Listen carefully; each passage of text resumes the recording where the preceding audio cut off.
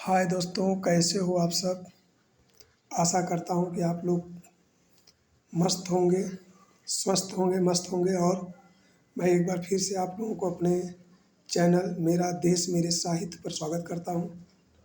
आज मैं आपको एक ऐसे कवि के बारे में बताऊँगा जिन्होंने जन्म तो मुसलमान में हुआ था, परंतु उन्होंने कृष्ण की भक्ति में लीन हो गए और गोकुल में अपना आश्रम बनाकर और कृष्ण की भक्ति करने लगे। और वहाँ कृष्ण के भगवान के लिए उन्होंने कई कविताएं लिखी। तो जैसे आज उनकी पहली कविता के को एक पैराग्राफ मैं आपको बताऊंगा और आप उसको सुनेंगे तो आपको लगेगा कि हाँ, सच में जो है रसखान गागर में सागर भरने का काम किए हैं और बहुत ही अच्छी कविता लिखी है। देखता हूँ।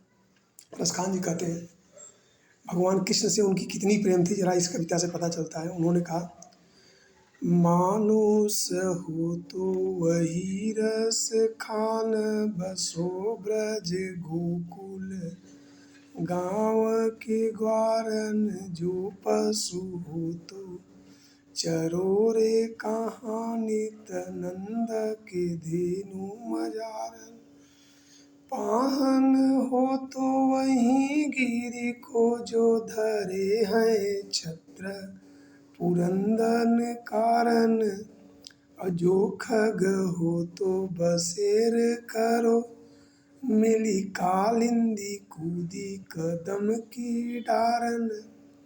कितनी अच्छी कविता रसखान ने लिखा है भगवान कृष्ण के लिए। उन्होंने कहा कि अगर मुझको अगला जन्म मिले तो उसी जन्म वहीं गोकुल में मिले, और जो कि गोकुल गांव उनको बहुत प्यारा लग रहा है। और उन्होंने अगले जन्म में भगवान से प्रार्थना कर रहे हैं कि अगर मैं अगला जन्म पाऊँ तो गोकुल ब्रज में पाऊँ। और उसमें भी उन्होंने कहा कि अगर मैं पशु बनूँ तो कृष्ण भगवान की गैया में मेरा जन्म हो, और जिसको कृष्ण भगवान चराया करते थे।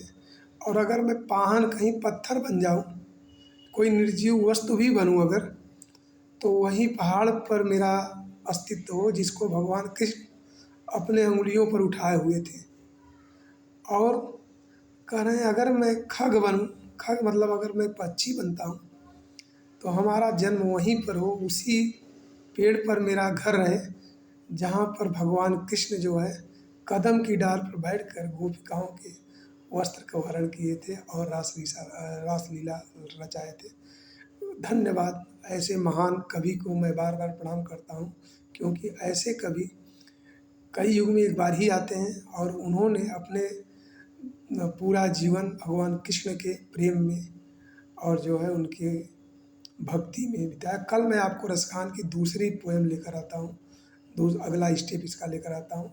इसलिए आज रसखान की इस कविता को सुनो। अगर आपको ये कविता अच्छा लगे तो आप कमेंट करो। आपका प्यारा सा कमेंट हमारा मनोबल बढ़ाता है।